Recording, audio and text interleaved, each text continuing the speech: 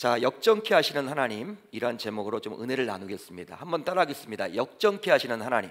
역전케 하시는 하나님. 역정케 하신다. 하나님이 역전하신다. 이러한 하나님을 오늘 찬양하는 귀한 시간이 되었으면 좋겠습니다. 18세기 미국에서 살았던 조나단 에드워즈라는 사람이 있습니다. 조나단 에드워즈, 많이 들어보셨죠? 이 조나단 에드워즈는 미국 청교도 신앙을 물려받은 위대한 신학자이자 철학자였습니다. 그는 대각성 운동으로 잘 알려진 신앙 부흥 운동을 일으킨 인물이기도 해요. 미국에 이 대부흥 시기가 있었거든요. 미국이 여러분 기독교 국가잖아요, 본래. 근데 이 대부흥 시대가 있었는데 바로 불을 지핀 게 이 조나단 에드워즈였어요. 그는 주옥 같은 많은 저서를 남겼는데요, 그것에 걸맞게 많은 어록을 남기기도 했습니다. 그 가운데 하나를 지금 살펴보려고 하는데요, 바로 다음과 같아요.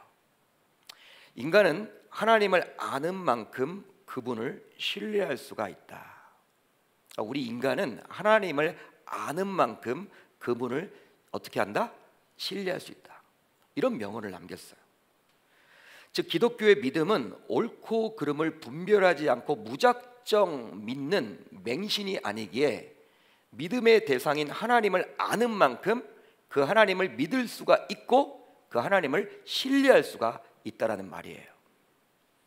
여러분, 그렇다고 해서 하나님에 대한 지식만 쌓으라는 의미는 아닙니다. 지식만 쌓아야 된다, 그런 의미는 또 아니에요. 실제 성경을 많이 읽고 묵상하고 심지어는 신학교에 가서 신학을 전공하고 공부한다고 해도 하나님에 대해서 온전히 안다고 할 수는 없습니다. 물론 지식적으로 안다고는 할 수 있으나 그 지식적인 알미 곧바로 믿음으로 연결된다고 볼 수는 없기 때문이에요. 따라서 하나님에 대해 안다는 것은요, 지식적인 암뿐만 아니라 체험적인 암도 반드시 있어야만 하는 거예요. 이런 지식적인 알미 바탕이 된 상태에서 하나님을 체험하게 되면 이것은 곧 이제 믿음으로 연결이 됩니다. 따라서 우리 신자들은 우선 하나님에 대해서 지식적으로 알아나가야 해요. 여러분, 지식적으로 알아나가셔야 합니다.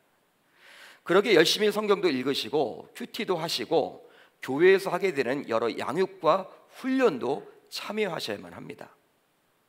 여러분, 실제로 그래요. 이 코로나가 진행되면서 성도님들 가운데 지금 믿음이 떨어졌다, 믿음이 약해졌다, 이런 이야기를 심심치 않게 많이 하십니다. 전화 연락을 해보거나 이렇게 만나서 이렇게 이야기를 들어보면 목사님, 요즘에 제 신앙이 좀 무너지고 있는 것 같아요. 굉장히 힘듭니다. 이걸 느끼는 거죠. 느끼지 못하면 그게 더 큰 문제인데 아무튼 느껴요. 저는 여러분 어떤 걸 권면할까요? 지금 말씀은 읽으세요, 집사님. 또 묵상은 하세요. 하루에 기도 시간은 어느 정도 지금 확보를 하고 계세요. 물론 교회는 나오지 못하지만 집에서라도 그걸 하셔야 됩니다. 또 양육훈련도 받으셔야 합니다. 근데 그런 것들은 안 하면서 이렇게 믿음이 떨어졌다, 이렇게 이야기하는 분들이 있다라는 거예요. 여러분 잘못이라는 거죠. 여러분, 우선적으로 지식적인 알미 필요합니다. 그러나 그것에 만족하지 마시고 그 하나님을 또 인격적으로 만나야만 하는, 즉 영적인 체험도 굉장히 중요해요. 지식적인 암 다음에는 무엇이 필요하다는 거예요? 바로 영적인 체험이 필요하다는 것이죠. 여러분, 우리가 이제 하나님의 말씀을 읽다 보면 또 묵상하고 또 심지어는 또 기도를 하다 보면 하나님에 대해서 온전히 알게 되는, 뭐라고 해야 될까요? 이 하나님에 빨려 들어간다고 해야 될까요? 그런 단계까지 나가게 되면 하나님이 과연 어떠한 분인지에 대해서 알게 된다는 것이죠. 이렇게만 된다면 어떤 상황에 놓이게 되더라도 이제 흔들리지 않는 믿음을 갖게 될 줄 믿습니다. 오늘 말씀을 보게 되면 한나라는 여인이 이제 하나님을 찬양하고 있는데요, 그렇다면 한나가 찬양하고 기뻐할 수 있었던 근본 이유는 무엇입니까? 그 근본 원인은 무엇일까요? 바로 지난 시간 우리가 잠시 살펴보았지만 한나는 여호와로 인해서, 그리고 여호와의 구원으로 인해서 기쁨이 넘치게 되었어요. 여러분, 무엇으로 인해서요? 우선적으로는 여호와로 인해서, 그리고 그 다음에는 여호와의 구원으로 인해서 기쁨이 넘치게 되었다라고 제가 지난 시간에 말씀을 드렸습니다. 지난 시간에 우리는 한나가 기뻐할 수 있었던 그 하나님이 과연 누구이길래 이렇게 한나는 기뻐할 수 있었는지 살펴봤어요. 하나님은 과연 어떠한 분이셨습니까? 지난주에 우리가 살펴봤죠. 어떠한 분이셨어요? 바로 불변하시고 모든 것을 알고 계시는 하나님. 변하지 않으시고 모든 것을 알고 계시는 그 하나님으로 인해서 한나가 기뻐했다라는 거예요. 하나님을 노래했다라는 거예요. 이제 오늘은 여호와의 구원이 그렇다면 과연 무엇이길래, 하나님이 구원의 하나님이신데 그 구원이란 게 과연 무엇이길래 한나가 그리 기쁨을 표현한 것인지 한번 오늘은 살펴보도록 하겠습니다. 자, 이제 오늘 본문 3절 안으로 들어가 보겠습니다. 여러분 3절을 한번 우리가 같이 읽어봅니다. 시작. 심히 교만한 말을 다시 하지 말 것이며 오만한 말을 너희의 입에서 내지 말지어다. 여호와는 지식의 하나님이시라. 행동을 달아보시느니라. 아멘. 여러분 잘 보세요. 심히 교만한 말을 다시 하지 말 것이며, 여러분 이 말이 무슨 말일까요? 심히 교만한 말을 다시 하지 말 것이며, 이것을 여러분 직역하게 되면, 히브리어 원어를 가지고 그대로 직역을 하게 되면 스스로 크다 말하지 말라, 이런 의미예요. 스스로 크다 말하지 말라. 따라서 스스로 크다라고 말하는 것은 바로 무엇이다? 교만임을 알 수 있습니다. 그러니까 자기 스스로 나는 커, 나는 크다 이렇게 말하는 것이 바로 무엇이다? 교만이라는 거예요. 여러분 이 구절을 자세히 보시면 또 오만한 말을 너희 입에서 내지 말지어다. 여기에 나와 있는 이 오만한 말은 뭘까요? 히브리어 원어를 가지고 살펴보게 되면 바로 오만함, 교만함을 이야기합니다. 오만함, 교만함이란 뜻이에요. 따라서 이 3절은 교만하지 말 것을 강조하는 구절이라고 보시면 돼요. 인간의 많은 죄악 가운데 그렇다면 굳이 하나님께서 이 교만함에 관련된 내용을 2번씩이나 한 구절 안에 기록하는 이유가 뭘까요? 하나님은 왜 이 3절 안에서, 여러분 인간이 얼마나 죄를 많이 짓습니까?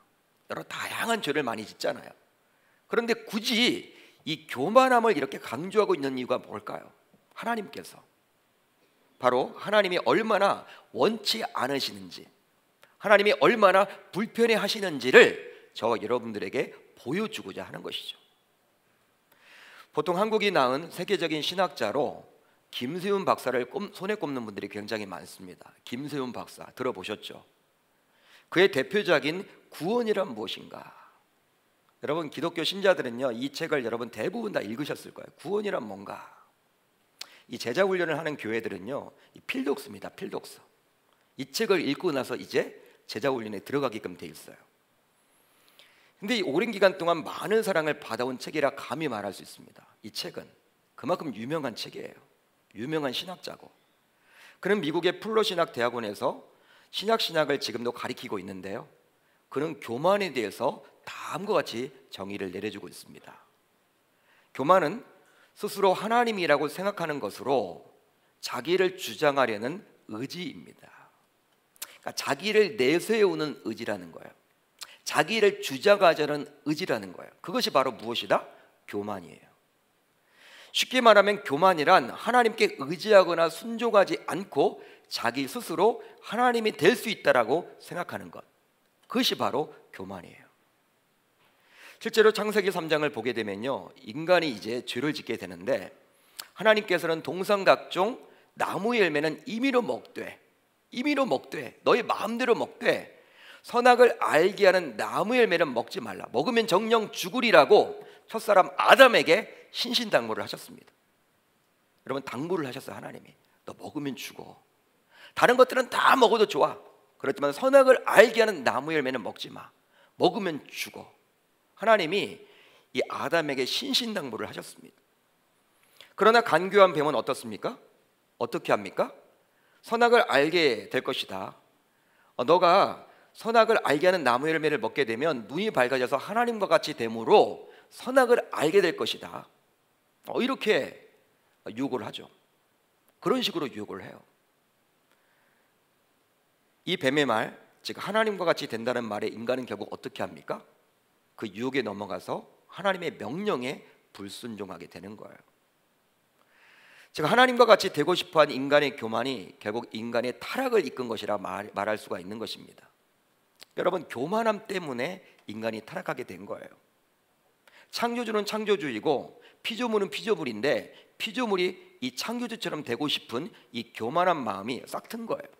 그걸 여러분 사단이 지금 노리고 있는 것이죠. 그걸 여러분 건드린 것이죠.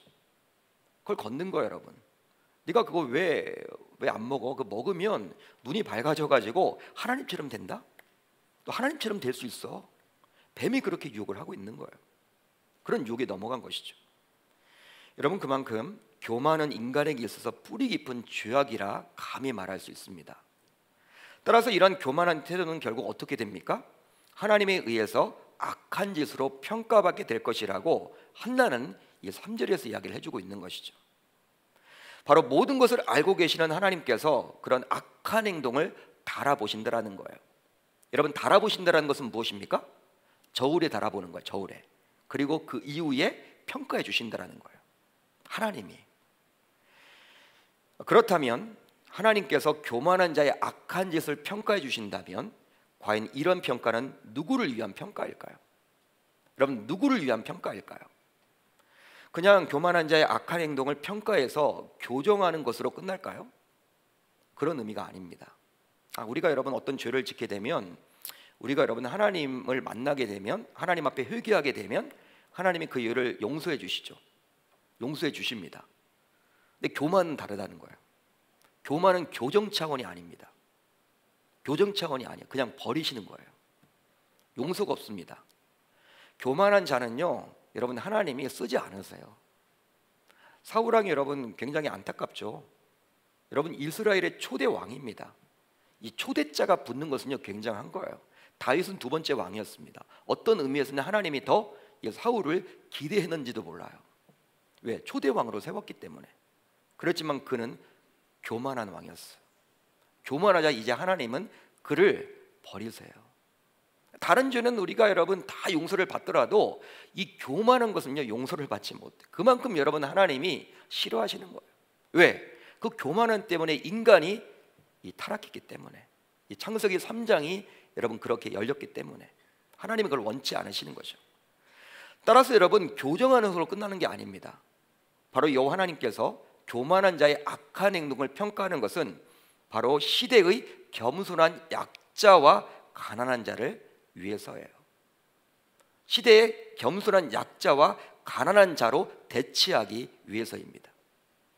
그러나 여러분, 가난한 자라고 해서 오직 물질적으로 가난한 자만을 생각해서는 안 되며, 하나님 앞에서 스스로 연약하고 가난하다고 생각함으로 하나님이 필요하다고 여기는 사람을 말하는 거예요. 실제로 하나님을 믿게 되는 대부분의 사람들은 어떻습니까? 어떤 분이십니까? 마음이 가난한 분들이죠. 마음이 풍요로운 분들은요 하나님을 여러분 믿지 않습니다. 필요 없다고 여겨요. 하나님께 매달리지 않아요. 근데 마음과 심령이 연약하고 가난한 사람들은요 하나님을 찾게 되어 있는 거예요. 따라서 하나님께서는 겸손한 약자이며 하나님이 필요하다고 인정하는 가난한 하나님의 백성들을 위해서 교만한 자의 악한 짓을 거꾸로 뜨리시는 거예요. 실제로 스바냐 3장 11절로 12절을 보게 되면 이런 내용이 기록되어 있습니다. 놀랍게도 여러분 이렇게 일치하는 내용이 이렇게 나와 있어요. 그날에 내가 내게 범죄한 모든 행위로 말미암아 수치를 당하지 아니할 것은 그때 내가 내 가운데서 교만하여 자랑하는 자들을 제거하여 내가 나의 성산에서 다시는 교만하지 않게 할 것임이라. 내가 곤고하고 가난한 백성을 내 가운데에 남겨두리니 그들이 여호와의 이름을 의탁하여 보호를 받을지라. 아멘. 하나님께서는 하나님의 백성들을 위한 새 날을 스바냐 선지자를 통해서 말씀을 해주십니다. 하나님의 백성들을 위한 새로운 날, 바로 스바냐 선지자를 통해서 말씀을 해주고 있는데, 바로 교만하여 자랑하는 자들과 공고하고 가난한 백성을 대조해주고 있죠. 대조해줍니다. 여러분 이 구절을 보시면요, 교만하여 자랑하는 자들이 나오고 또 곤고하고 가난한 백성이 나오죠. 대조를 시켜주고 있어요. 하나님께서. 그러면서 하나님께서는 공고하고 가난한 백성의 편에 설 것임을 분명히 말씀해주고 있는 내용이에요. 여러분, 그렇습니다. 어떤 의미로 보게 되면요, 정말 세상에서 여러분 잘 나가는 사람은 바로 교만하여 자랑하는 자들이라고 여길 수 있어요. 그러니까 세상에서 인정받는 자들, 세상에서 목소리를 크게 내는 자들은 바로 교만하여 자랑하는 자들이에요. 여러분, 그들의 목소리가 얼마나 큰지 몰라요. 자랑이 얼마나 여러분 대단한지 몰라요. 자랑할 만하니까 여러분 또 자랑하겠죠. 예? 그들이 여러분 세상에서는 인정받는다라는 거예요. 그렇지만 하나님의 관점은 누구에게 있다? 그들에게 있지 않고 누구에게 있다? 바로 그 시대에 공고하고 가난한 백성들, 나의 백성들, 마음이 연약한 자들, 마음이 가난한 자들, 그래서 하나님이 필요하다고 여기는 그 자들에게 하나님은 가 있음을 알 수 있는 거예요. 즉 한나가 찬양하고 있는 하나님, 바로 어떤 하나님입니까? 바로 역전케 하시는 하나님임을 알 수 있는 것이죠. 이 시대와는 다른 방향으로 나아가는 하나님. 시대에서는 다 자랑하고 교만한 자를 칭찬하고 박수를 치면서 그들의 화려한 것들을 여러분 이렇게 드러내고자 하지만 하나님은 그들이 아니라 오히려 곤고하고 가난한 주의 백성들에게 관점이 가 있다. 이건 뭐냐? 뒤바꾸시는 하나님이란 거예요. 예, 바로 역전케 하시는 하나님이란 거예요. 세상의 논리를 완전히 뒤엎으시는 하나님이란 거예요. 즉 한나는 하나님과 심정이 통하는 기도를 하게 되므로 하나님이 과연 어떠한 분인지를 체험했던 겁니다. 그동안 율법을 통해서 지식적으로 알아왔던 그 하나님과 심정이 통하는 기도를 하게 되므로 하나님에 대해서 온전히 알게 되었어요. 그러면서 하나님은 이제 어떤 하나님이다? 역전케 하시는 하나님임을 깨닫게 되었습니다. 할렐루야. 여러분, 이것이 바로 구원 아닙니까? 여러분들은 어떻게 생각을 하십니까? 이게 바로 구원이란 거예요. 우리는 보통 구원에 대해서 죽은 다음에 천국 가는 것, 구원은 죽은 다음에 천국 가는 것, 그 정도로 여기는 경우가 굉장히 많은데, 그러나 진정한 구원은, 진정한 의미에서의 구원은 역전을 통한 회복까지 포함되는 거예요. 즉 한나는 역전케 하시는 하나님을 통해서 그 구원이 이루어짐을 깨닫게 되었던 것이죠. 그러니 그 구원을 주시는 하나님으로 인해서 어찌 기뻐하지 않을 수가 있단 말입니까? 기뻐할 수밖에 없었던 거예요. 그래서일까요? 이제 오늘 본문 4절로 8절을 보시면요, 이제 한나는 인간의 악한 행동을 달아보시고 약자와 가난한 자를 위해서 역전을 시키는, 즉 구원하시는 그 하나님을 기쁨으로 찬양하고 노래합니다. 여러분 4절부터 8절을 보면요, 이 한나가 여러분 하나님이 어떤 하나님인지, 구원하시는 하나님, 역전케 하시는 하나님이 과연 어떠한 분인지에 대해서 노래를 해주고 있어요. 그런데 여러분 이 4절로 8절을 자세히 보세요. 여러분들이 가지고 있는 성경을 보세요. 9절들을 보시면 스바냐 3전과 마찬가지고, 방금 전에 우리가 살펴봤던 스바냐 3전과 마찬가지로 대조를 해주고 있습니다. 대조를 해주고 있어요. 바로 여러분 4절을 보세요. 여러분들이 가지고 있는 성경 4절을 보시면요, 용사와 넘어진 자로 대조를 해주고 있죠. 그리고 5절을 보시면 풍족하던 자들과 줄이던 자들로, 또 임신하지 못하던 자와 많은 자녀를 둔 자로 대조를 시켜줍니다. 또 8절을 보세요. 8절을 보시면 가난한 자 그리고 빈궁한 자와 누구? 귀족들을 대조해주고 있어요. 따라서 용사, 풍족하던 자, 많은 자녀를 둔 자, 그리고 귀족들은 어떤 의미에서 이 스바냐 3장 말씀을 가지고 대입해 보면 교만하여 자랑하는 자들을 이야기한다라고 볼 수 있습니다. 반면에 넘어진 자, 줄이던 자, 임신하지 못하던 자, 그리고 가난한 자와 빈궁한 자는 스바냐 말씀을 가지고 대입해 보면 곤고하고 가난한 주의 백성을 뜻한다고 볼 수 있는 것이죠. 연결이 되어 있는 거예요. 그렇다면 하나님은 무엇을 역전케 하십니까? 여러분, 하나님은 무엇을 역전케 하세요? 우선 국가적인 역전을 말합니다. 국가적인 역전을 말해요. 여러분 오늘 본문 4절을 같이 읽습니다. 4절 시작. 용사의 활은 꺾이고 넘어진 자는 힘으로 띠를 띠도다. 아멘. 이것은 한마디로 전쟁에서 역전을 말합니다. 전쟁에서 역전을 말하는 거예요. 에레미야 51장 56절을 보면 에레미야 선지자는 바벨론의 멸망을 다음과 같이 이야기를 해주고 있죠. 곧 멸망시키는 자가 바벨론에 이르렀습니다. 그 용사들이 사로잡히고 그들의 활이 꺾이도다. 여호와는 보복의 하나님이시니 반드시 보응하시리로다. 아멘.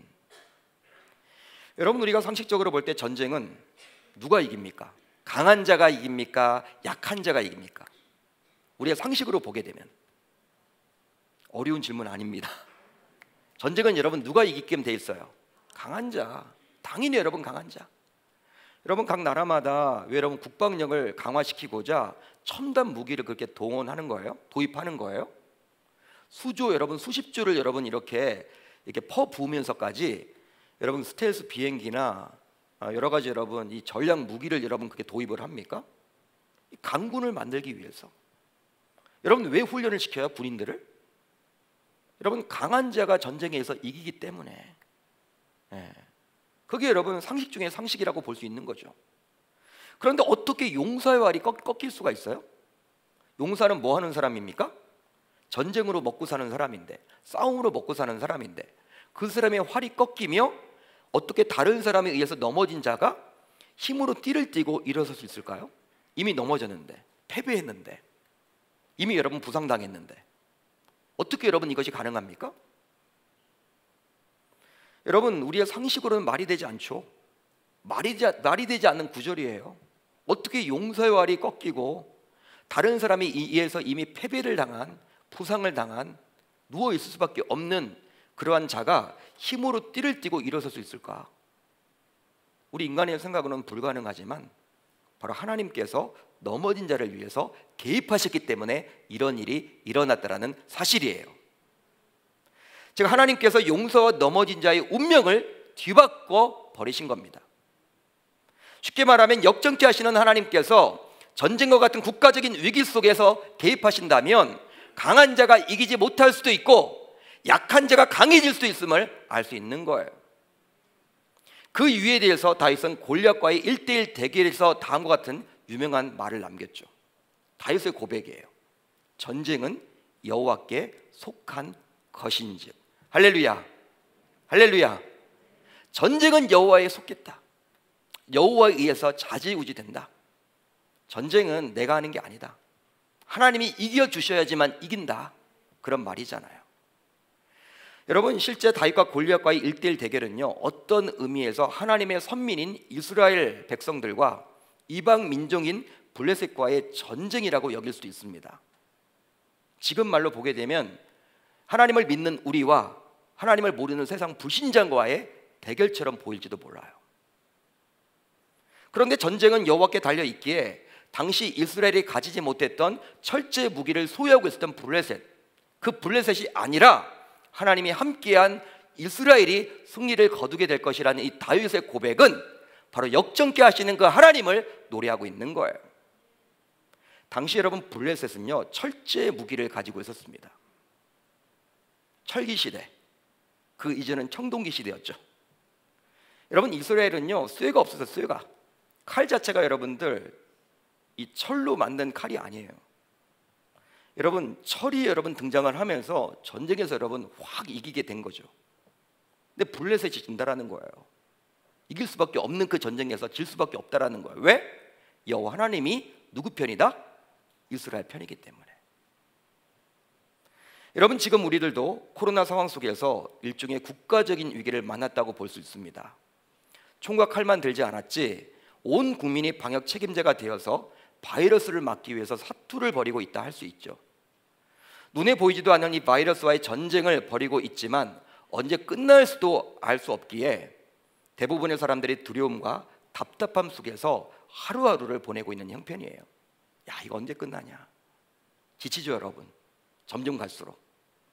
따라서 이런 국가적인 재난 위기 속에서 우리 신자들은 국가적으로 역전케 하실 수 있는 유일한 존재인 하나님께 간절히 매달려야 할 줄 믿습니다. 바로 전쟁은 여호와께 속한 것이기 때문이에요. 코로나 바이러스 이것도 여호와께 속해 있기 때문입니다. 역정케 하신다라는 거예요. 국가를 역정케 하신다라는 거예요. 전쟁조차도 여러분 뒤바꿀 수 있다라는 거예요. 그것이 바로 우리가 믿는 하나님이십니다. 다음으로 개인적인 역전을 말합니다. 오늘 본문 5절을 같이 읽어봅니다. 오늘 본문 5절 시작. 풍족하던 자들은 양식을 위하여 품을 팔고 줄이던 자들은 다시 줄이지 아니하도다. 전에 임신하지 못하던 자는 7을 낳았고 많은 자녀를 둔 자는 쇠약하도다. 아멘. 여러분, 이것은 음식과 자녀의 역전이라고 볼 수 있습니다. 음식과 자녀의 역전. 한나가 직접 생생하게 경험한 상황을 바탕으로 하나님을 찬양하고 있죠. 이건 한나의 내용이에요. 한나가 직접 경험해봤던 이야기예요. 사무엘상 1장을 보게 되면 한나는 자신을 격풍케 했던 그 분인나로 인해서 울고 먹지 못했어요. 여러분, 울고 먹지 못했더라고 나와 있습니다. 사무엘상 1장에. 누구 때문에? 이 분인나 때문에. 너무나 분해서.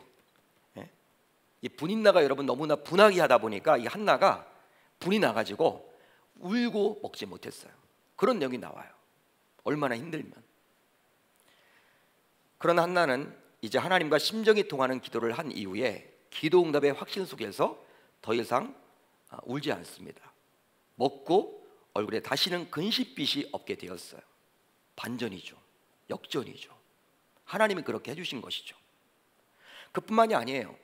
한나는 전에는 불임으로써 자녀가 없었던 반면에 적수 분인나는 최소 아들 2명, 딸 2명의 다산의 여인이었습니다. 그러나 후에 한나는 하나님의 전적인 은혜로 사무엘을 포함하여 많은 자녀를 낳게 되었어요. 할렐루야. 하나님이 해주신 것이죠. 이제 한나와 분인나의 처지가 완전히 역전이 되었습니다. 풍족하며 많은 자녀를 두었던 분인나는 이제 양식을 위해서 품을 팔게 되었고 점점 쇠약해져 가만 됐어요. 점점 쇠약해졌습니다. 반면에 품을 팔고 줄였으며 임신하지 못했던 한나는 이제 다시는 줄이지 아니하고 7의 자녀를 낳게 되었다라고 성경은 말해주고 있죠. 즉 한나와 분인나의 인생이 역전이 일어나게 된 거예요. 역전이 일어나게 된 거예요. 그렇다면 누가 그리했을까요? 여러분, 누가 그리했을까요? 내 노력으로 그렇게 된 것입니까? 한나가 열심히 살았기 때문에 그렇게 된 것입니까? 바로 역전케 하시는 하나님께서 그리 행하신 것이죠. 우리가 여러분 이 말씀을 보게 되면 어떤 의미에서는 한나와 분인나의 지극히 개인적인 문제로 취급할 수도 있겠죠. 여인들 간의 그 다툼, 한 집안에 있었던, 그렇게 여러분 취급할 수도 있을 것 같아요. 한나와 분인나. 그러다 보면 하나님이 그런 사소한 문제까지 과연 개입을 하시겠냐? 하나님은 크신 분인데 우주 역사를 주관하시고 여러분 여러 가지 큰 스케일, 그런 문제나 여러분 개입을 하시지 인간의 사소한 그 지극히 개인적인 뭐 한나 분인나 그런 문제까지 개입을 하시겠느냐? 그렇게 여러분 여길 수 있겠지만 우리가 믿는 하나님은 지극히 개인적인 사소한 문제까지도 개입하시고 역전케 하시는 분이시라는 거예요. 바로 한나의 인생의 역전을 통해서 확인할 수가 있는 것이죠. 여러분 누가복음 6장을 보세요. 누가복음 6장을 보게 되면 예수님의 12제자를 세우시고 예수님께서는 이제 그 제자들에게 다음과 같이 이야기를 하십니다. 좀 긴 내용이지만 같이 한번 읽어보겠습니다. 시작. 예수께서 눈을 들어 제자들을 보시고 이르시되 너희 가난한 자는 복이 있나니 하나님의 나라가 너희 것이미요 지금 줄인 자는 복이 있나니 너희가 배부름을 얻을 것이미요 지금 우는 자는 복이 있나니 너희가 웃을 것이미요 인자로 말미암아 사람들이 너희를 미워하며 멀리하고 욕하고 너희 이름을 악하다 하여 버릴 때에는 너희에게 복이 있도다. 그 날에 기뻐하고 뛰놀라. 하늘에서 너희 상이 큼이라. 그들의 조상들이 선지자들에게 이와 같이 하였느니라. 그러나 화 있을진저 너희 부요한 자여 너희는 너희의 위로를 이미 받았도다. 화 있을진저 너희 지금 배부른 자여 너희는 줄이리로다. 화 있을진저 너희 지금 웃는 자여 너희가 애통하며 울리로다. 아멘. 잘 보세요 여러분. 바로 예수님께서는 제자들에게 복과 화를 선포하고 있습니다. 복과 화. 즉 주의 제자라면 반드시 알아야만 하는 중요한 내용이기에 예수님께서 12제자를 세우시고 난 다음에 바로 이 말씀을 하고 있는 거예요. 너희 제자들 나의 제자가 되려면 이 말을 꼭 기억해야 해. 한마디로 뭡니까? 하나님의 개입이 중요하다라는 거예요. 하나님의 인생의 개입이 굉장히 중요하다라는 거예요. 하나님이 개입하기만 하신다면 언제나 우리네 인생이 역전됨을 알 수 있는 거예요. 여러분, 화를 받았다가도 복을 받게 된다는 거예요. 따라서 현재 자신의 처한 상황이 영원히 지속되는 것은 결코 아닙니다. 그러기 현재 자신이 어떤 처지에 놓여 있든지 간에 결코 스스로 생을 포기해서는 아니 되는 것이죠. 여러분, 힘든 일이 있을 때 여러분 생을 포기하지 마세요. 자기의 생을 포기하지 마세요. 결단코 생을 포기하지 마세요. 특별히 하나님을 믿는 신자라면 그렇게 해서는 안 됩니다. 오히려 그 시간에 역정케 하시는 하나님께 은혜를 베풀어 달라고 간절히 기도해야 할 줄 믿습니다. 왜? 하나님은 역정케 하실 수 있는 분이기 때문에.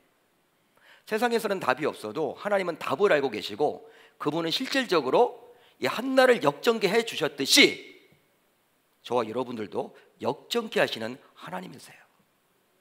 다음으로 영적인 역전을 말합니다. 영적인 역전을 말하는 거예요. 여러분, 오늘 보면 6절을 같이 볼까요? 6절 시작. 여호와는 죽이기도 하시고 살리기도 하시며 수월에 내리기도 하시고 거기에서 올리기도 하시는도다. 여러분, 이 본문은요 삶과 죽음의 역전이라고 볼 수 있습니다. 삶과 죽음. 하나님의 역전케 하시는 능력은 삶과 죽음의 영역에까지도 미친다라고 한나는 지금 노래하고 있죠. 보통 우리 인간의 편에서는 죽으면 끝이라고 여깁니다. 야, 죽으면 끝이야. 죽으면 끝이야. 그것이 상식이에요. 그러다 보니 숨이 붙어 있을 때, 병원에서 여러분 숨이 붙어 있을 때 의료진들이 여러분 그 사람을 살리려고 얼마나 노력을 하는지 몰라요. 여러 가지 여러분 심장 마사지도 하고 약을 투여하기도 하고 그 사람 살리려고 숨이 붙어 있을 때는 굉장히 노력을 하죠. 그러나 숨이 끊어지게 되면 어떡합니까? 그때부터는요 인간의 영역이 아닌 거예요. 흰 천으로 덮어버려요. 덮어버립니다. 바로 이제 죽음 이유는 인간의 영역이 아니라고 여기기 때문이죠. 그렇지만 우리가 믿는 하나님은요 우리 인간과는 분명히 다른 창조주이십니다. 그러기에 삶과 죽음의 주관자이시기도 한다라는 거예요. 신명기 32장 39절을 보시면 이렇게 기록이 되어 있죠. 이제는 나 곧 내가 그인 줄 알라. 나 외에는 신이 없도다. 나는 죽이기도 하며 살리기도 하며 상하기도 하며 낫기도 하나니 내 손에서 능히 빼앗을 자가 없도다. 할렐루야. 이제 이런 하나님께서는 음부 즉 수월까지 통치하시는 분이라고 한나는 노력을 합니다. 우리 여러분 천국과 지옥이 있죠. 그것까지도 하나님은 통치하신다라는 거예요. 그렇습니다. 여호와 하나님께서는 인간의 마음과 심령을 보시고 교만한 이들의 악한 짓을 달아보신 후에 죽이기도 하시고 살리기도 하시는 거예요. 즉 우리 인간이 결코 볼 수 없는 인간의 마음과 심령까지 여호와 하나님은 내다보시고 그리 결정하십니다. 따라서 눈에 보이는 세계가 아닌 눈으로 볼 수 없는 영적 세계까지 우리 주님은 개입하시고 역정케 하시는 하나님임을 우리가 한나의 노래를 통해서 알 수 있는 거예요. 여러분, 우리는 눈에 보이는 것밖에 판단하고 이렇게 볼 수밖에 없지만 하나님은 그렇지 않다라는 거예요. 눈에 보이지 않는 영적인 세계까지도 다 여러분 감찰하신다라는 거예요. 제가 아무리 자신이 건강관리를 잘하고 신앙생활을 잘한다고 해서 오래오래 살다가 천국에 가는 것이 아니라 오로지 여호와 하나님께서 은혜를 베풀어 주셔야지만 그것이 가능하게 됨을 성경은 이야기해주고 있는 것이죠. 요즘 코로나로 인해서 일부 사람들은 죽음에 대한 두려움으로 하루하루를 힘겹게 살아가는 분들이 있습니다. 이 코로나 걸려서 죽으면 어떡할까? 이런 생각으로 인해서 그러다 보니 꼭 해야 하는 것들조차도 하지 못하고 그냥 무기력하게 집안에서만 은둔하는 분들이 있어요. 어디 나가지도 못하고 해야만 하는데, 물론 우리 각자가 방역 책임자가 되어서 조심도 해야만 하고 되도록 삶을 단순하고 절제하며 살아가야만 합니다. 그건 여러분 동의하실 거예요. 그러나 신자로서 꼭 기억해야 하는 것은 신자의 경우 코로나에 걸려서 죽는 것이 아니라 사명이 맞춰지게 되면 죽는다라는 거예요. 코로나에 걸렸기 때문에 죽는 것이 아니라 하나님이 나에게 맡겨주신 그 사명이 끝나게 되면 죽는다라는 거예요. 마찬가지로 암에 걸린다고 죽지 않습니다. 교통사고에 여러분 당한다고 죽지 않아요. 바로 신자로서 자신에게 맡겨진 그 사명에 맞춰지게 될 때 죽게 되는 것이죠. 그러게 코로나 상황에서도 너무 두려움에 떨며 살아가서는 아니 될 줄 믿습니다. 상당 기간 동안 코로나가 지속된다는 이야기가 있어요. 이게 오래 간다. 3년 정도 갈 것이다. 2년 정도 갈 것이다.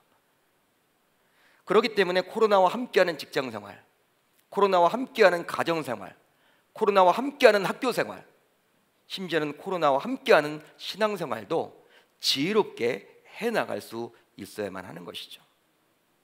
바로 하나님께서 나의 생사여탈권을 쥐고 있기 때문입니다. 여러분, 내가 죽는다고 해서 죽는 게 아니라 하나님이 그것도 허락을 해주셔야만 내가 죽게 되어 있는 거예요.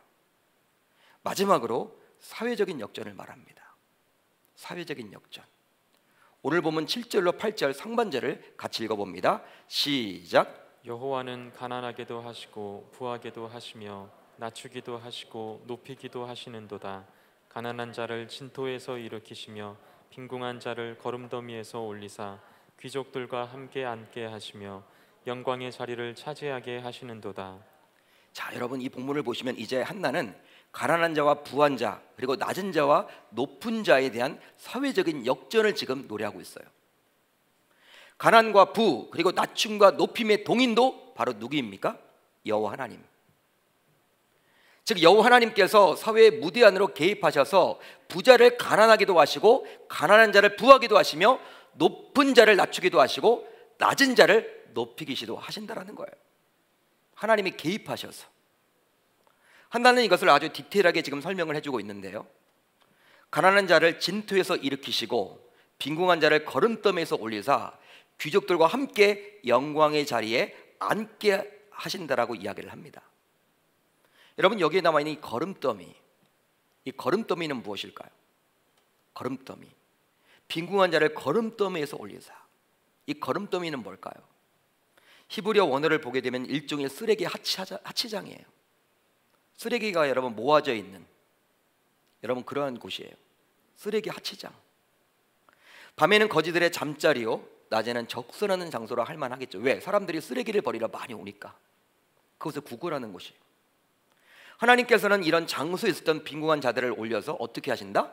귀족들과 함께 식사를 하도록 하며 영광의 자리에 앉도록 해주신다라고 이야기를 해주고 있어요. 요즘은 사회적으로 흙수저가 금수저가 되기 힘들다고 합니다.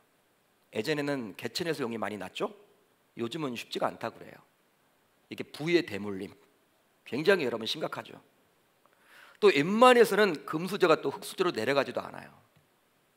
부는 세습이 많이 되니까. 사회적인 구조가 그래요. 그렇습니다. 여러분, 그러나 역정케 하시는 하나님은 이것을 가능케 해주실 수 있는 유일한 분이라는 거예요. 따라서 아무리 정치인들과 사회학자들이 머리를 맞대면서 여러 가지 정책을 피고 세금을 올리고 이런 사회적인 여러 갈등의 문제를 해결하겠다라고 노력을 하지만 이것은 하나님의 개입 없이는 절대로 불가능한 일임을 알 수 있는 거예요. 그러기에 새로운 가능성인 사회적인 역정을 일으키기 위해 필요한 것은 여호와 하나님의 개입이기 때문에 우리 신자들은 역정케 하시는 그 여호와 하나님을 신뢰하고 그분을 찬양해야 할 줄 믿습니다. 이제 말씀을 정리하겠습니다. 우리 신자들의 운명은 우리가 살아가는 환경과 만나게 되는 주변 사람에 의해서 결정되지 않아요. 결정되지 않습니다. 우리 운명이 그래요. 물론 삶 속에서 한나처럼 여러 다양한 고통과 아픔을 만날 수는 있겠죠. 삶을 살면서. 예를 들어 보면 물질의 문제나 일사의 문제나 건강의 문제나 관계의 어려움이나 또 자녀의 문제나 결혼 문제 등등등등.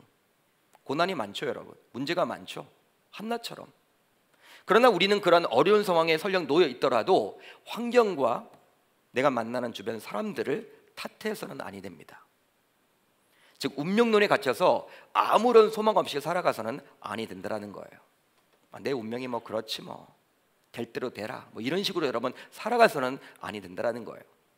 왜냐하면 한나가 찬양하고 있는 그 구원의 하나님, 그 구원의 하나님은 바로 어떤 하나님이십니까? 역정케 하시는 하나님이신데 그 하나님이 바로 나의 아빠 아버지 되시기 때문입니다. 그분은 불가능을 가능케 하시고 능치 못함이 없으신 전능하신 여호와 하나님이세요. 따라서 인간 세계의 모든 것은 그분의 절대 주권 하에 달려 있는 것입니다. 그러게 한나와 같이 우리도 그분을 찬양하고 노래할 수만 있다면, 그분만을 놓치지 않는다면, 비록 우리가 어떤 저주와 위기를 만나더라도 역전케 하시는 그분으로 인해서 우리는 축복을 기대하게 될 줄 믿습니다. 그러기에 우리들 모두 역전케 하시는 그 하나님을 붙들고 살아감으로 항상 기뻐하고 평안을 유지하고 살아갈 수 있는, 그렇게 살아갈 수 있는 저와 여러분들이 다 되실 수 있기를 우리 주님의 이름으로 축원합니다. 이것이 여러분 중요하다는 거예요. 우리 하나님은 역전케 하시는 분이에요. 여러분 지금 어떤 위기 속에 놓여 있습니까? 그 답은 하나님만이 가지고 계신다라는 거예요. 우리 아까 장로님이 기도하셨죠? 장로님이 기도하셨어요. 여러분 하나님의 절대 주권 하에서 모든 것이 운행되기 때문에 이 코로나 우리가 백신만을 기대하잖아요. 그 백신이 만들어지도록 하는 것도 하나님의 절대 주권 하에 달려 있는 거예요. 그렇기 때문에 우리는 이 코로나 상황 가운데 코로나에만 묵상하지 마세요. 코로나에만 집중하지 마세요. 할 것은 하셔야 합니다. 물론 여러분 우리가 조심하면서 개인 수칙을 잘 지키면서 여러분 조심조심하면서 절제하면서 단순하게 살아가야 하지만, 이건 무서워서 우리가 정말 놓쳐서는 안 되는 그것까지 놓치게 된다면 여러분 어떻게 우리가 나중에 주님 앞에서 어떤 이야기를 감히 할 수 있을까요? 저와 여러분들 모두 역전케 하시는 그 하나님을 붙들고 나아갈 수 있기를 주님의 이름으로 축복합니다.